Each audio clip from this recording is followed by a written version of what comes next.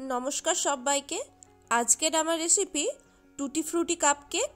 सामने क्रिसमास आसछे ताई बाड़ीतेई खूब सहजे एइभावे कापकेक बानिये निते पारेन। बानानो भीषण सहज और कोनो रकम मोल्ड लागबे ना। बाड़ीते थाका एइ बाटी दिएई खूब सहजे बानिये निते पारबेन।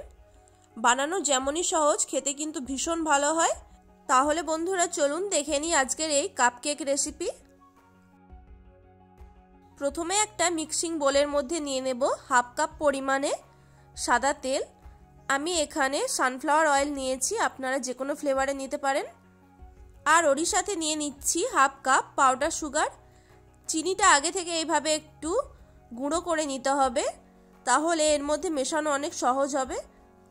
एकटा बड़ो छाकनिर साहाज्ये चिनिटा आमी एइभावे देखुन एकटू चालिये नियेछि जाते एर मध्य कोनो रकम दाना ना थाके। तारपर एक हुइस्क दिए चिनिटा भालो मतो तेलेर साथे मिशिए नेब। प्राय 5 मिनिटेर मतो चिनिटा आमी एभावे मिशिए निएछि। चिनिर आर कोनो रकम दाना नेই।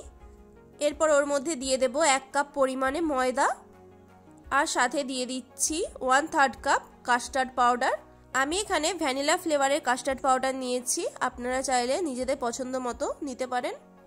साथे दिए दिচ্ছি 1 टीस्पुन बेकिंग पाउडार और 1/4 टीस्पुन बेकिंग सोडा। এই সব কিছুকেই ছাঁকনির মাধ্যমে একটু ঝাড়িয়ে নিচ্ছি যাতে কোনো রকম লাম্পস না থাকে। এভাবে একটু চালিয়ে নিলে কিন্তু কেকের ব্যাটারের মধ্যে কোনো রকম লাম্পস থাকে না, সবকিছু ভালো মতোই মেশে।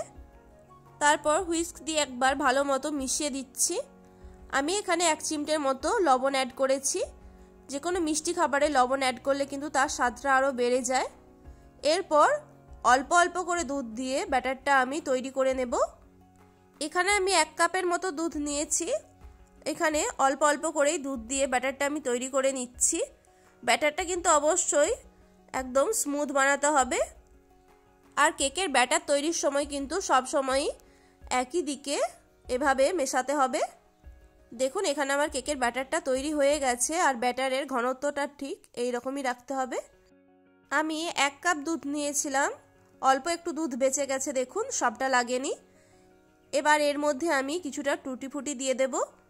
অল্প একটু ময়দা মিশিয়ে নিচ্ছি যাতে টুটি ফুটিগুলো কেকটা বেক করার সময় কেকের একদম তলাতে না চলে যায়।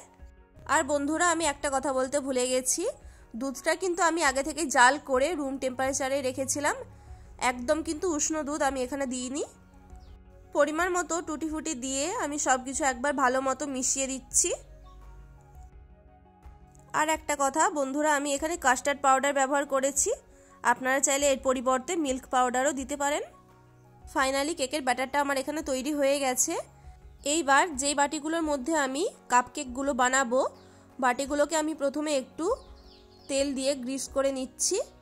আপনারা চাইলে এখানে তেলের বদলে মেল্টেড বাটারও ব্যবহার করতে পারেন। সব বাটিগুলোর ভেতরেই অল্প অল্প করে একটু তেল বুলিয়ে দিচ্ছি যাতে কেকটা খুব সহজেই ডিমোল্ড করা যায়। কাপকেক বানানোর ইচ্ছে হলে বাড়িতেই কিন্তু এভাবে খুব সহজে বাটিতেই বানিয়ে নিতে পারবেন কোনো রকম মোল্ড ছাড়াই। দেখুন সব বাটিগুলোর মধ্যে তেল বুলিয়ে নেওয়া হয়ে গেছে। এবার বাটিগুলোর ভেতরে আমি ছোট ছোট করে বাটার পেপার কেটে রেখেছিলাম সাইজ মতো, সেগুলিকে বসিয়ে দিচ্ছি একদম তলাতে।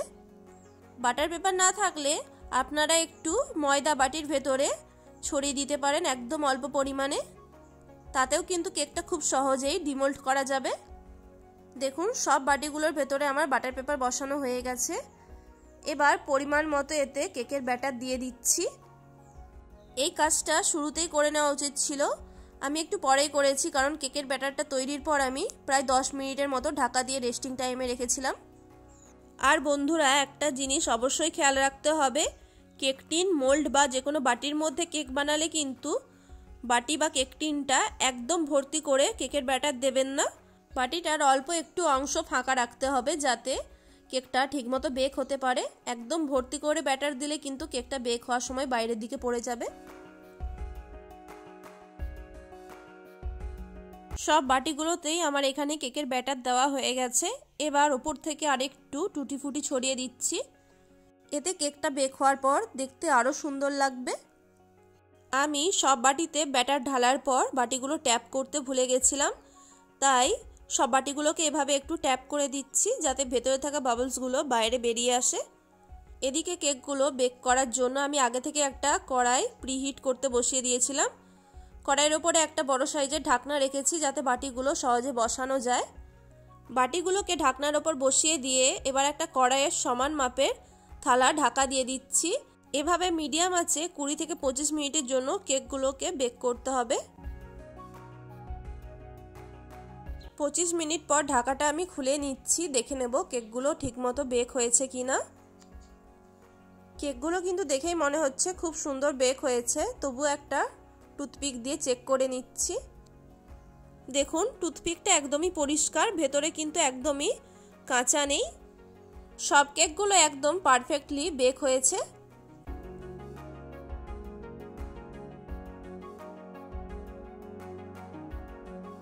কেকগুলো যেহেতু খুবই গরম আছে তাই আমি সাঁড়াশি দিয়ে নামিয়ে একটা সুতির কাপড় ঢাকা দিয়ে বেশ কিছুক্ষণ রেখে দেব, যাতে কেকগুলো একদম ঠান্ডা হয়ে যায়। গরম অবস্থাতে কেকগুলোকে ডিমোল্ড করলে কিন্তু ভেঙে যাবে, তাই একদম ঠান্ডা করার পরই কেকগুলোকে ডিমোল্ড করব। আর দেখুন ঠান্ডা হওয়ার পর কেকগুলো অনায়াসেই ডিমোল্ড হয়ে গেছে। আর দেখতে কতটা স্পঞ্জি লাগছে, একদম জালিদার হয়েছে। বাটার পেপারটা তুলে দিয়ে কেকটা আমি কেটে দেখাচ্ছি, দেখুন বন্ধুরা কতটা সুন্দর হয়েছে। এভাবেই কিন্তু খুব সহজে বাড়িতে কাপকেক বানিয়ে নিতে পারেন। রেসিপিটা ভালো লাগলে অবশ্যই একটি লাইক করে দেবেন, আর আমার চ্যানেলে নতুন বন্ধু হয়ে থাকলে প্লিজ চ্যানেলটিকে সাবস্ক্রাইব করে দেবেন। সবাই ভালো থাকবেন, সুস্থ থাকবেন। রেসিপিটা সম্পূর্ণ দেখার জন্য অসংখ্য ধন্যবাদ।